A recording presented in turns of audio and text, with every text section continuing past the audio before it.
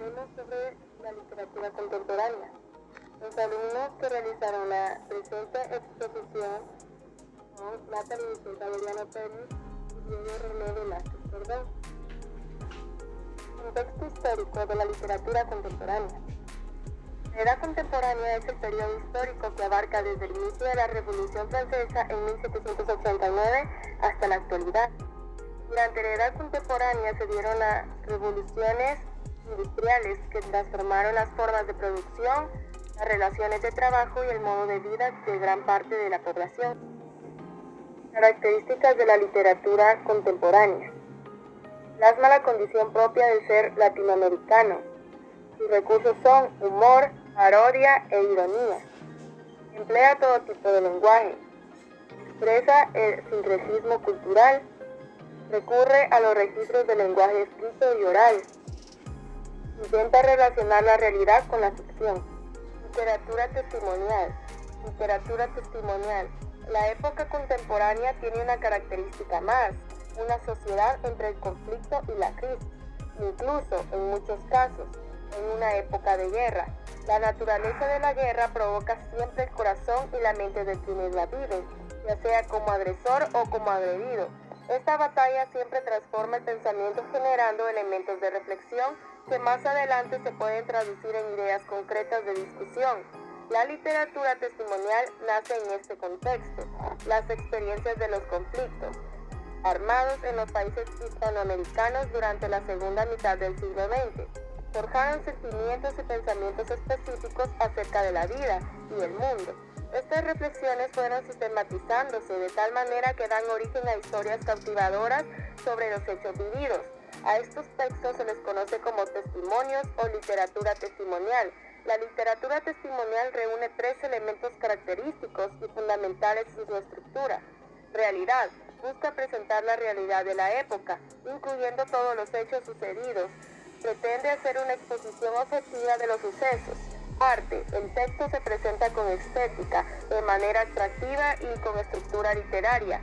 La literatura testimonial busca transmitir belleza, atraer y conmover al lector con figuras literarias inolvidables. Memoria. Un elemento fundamental en esta literatura es la memoria, entendida como el depósito donde se albergan los sentimientos y pensamientos de los grupos que vivieron los hechos presentados. De esta manera, realidad, arte y memoria se unen de manera exquisita para formar una obra que presenta con objetividad y estética la historia vivida por los pueblos americanos.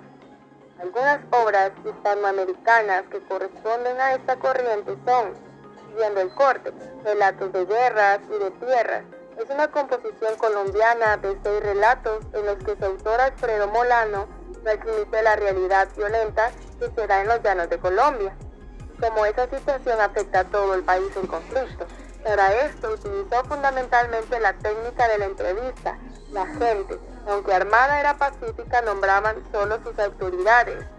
Sus maestros de escuela tenían puestos de salud muy elemental, pero no les faltaba atención.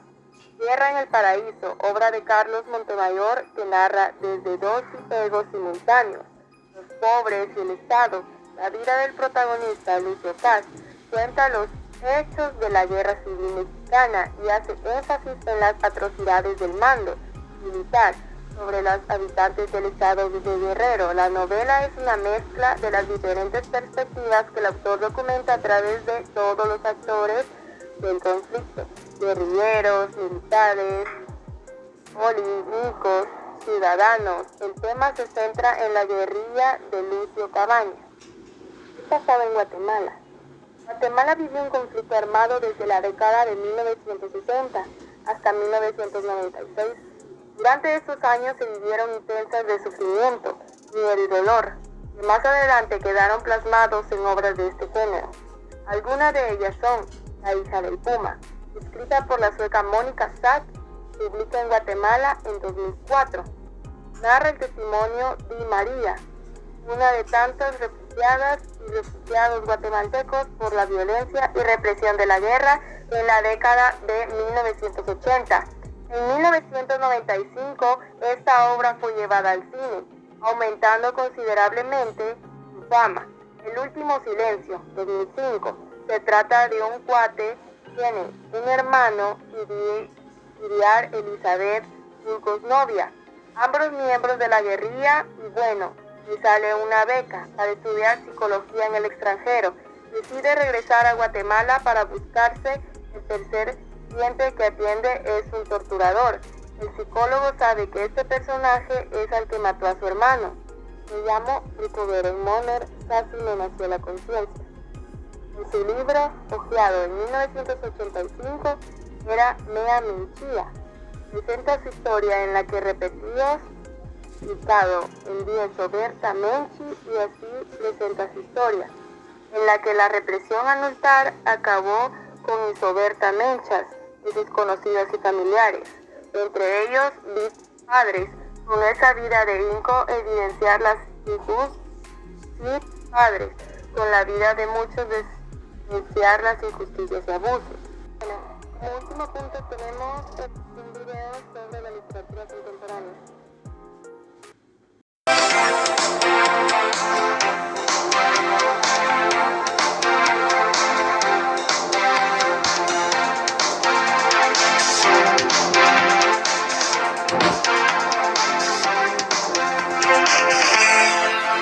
Hola, ¿qué tal? Aquí estamos de nuevo, mis queridos estudiantes, con un tema muy importante, especialmente para los estudiantes de básica, secundaria, especialmente en los grados superiores, ya sea 10º y 11. Saludos para todos y cada uno de ustedes.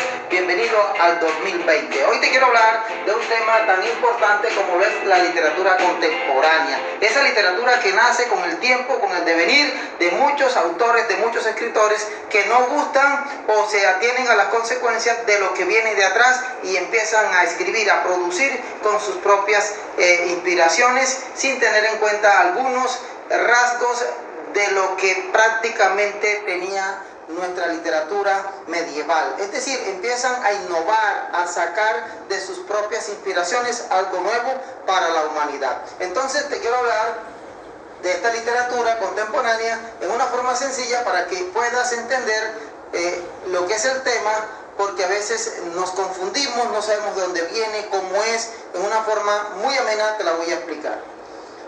Los rasgos generales, para que te orientes, para que vayas al grano, los rasgos generales de esta literatura provienen de los rechazos de los modelos preestablecidos. ¿Qué quiere decir esto?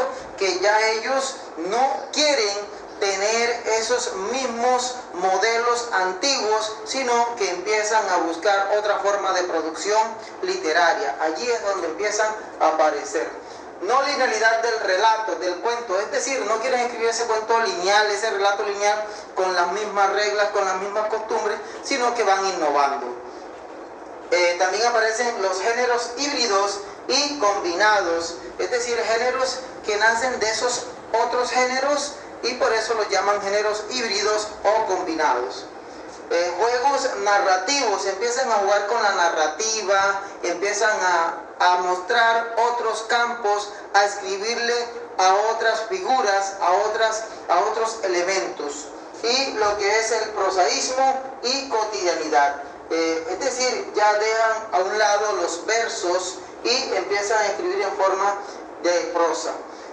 Los movimientos que hacen para que esto sea posible en la literatura contemporánea son tres fundamentales, como son la vanguardia, la generación perdida y el existencialismo. Esos tres movimientos son los que fundamentalmente hacen posible que ocurra la literatura contemporánea.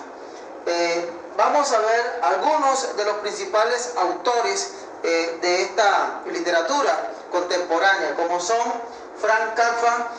Sabemos que ese autor, este escritor, escribe una hermosa obra como lo es La Metamorfosis. Pues los que han tenido la oportunidad, si no la han tenido, mi consejo como profesor y por experiencia es leerse La Metamorfosis, porque es una forma en la cual tú te sigues o te sientes agobiado por el trabajo, donde tu jefe es posible que no te deja ni dormir, tu jefe. Bueno, hasta aquí nos quedaremos. Muchas gracias por ver.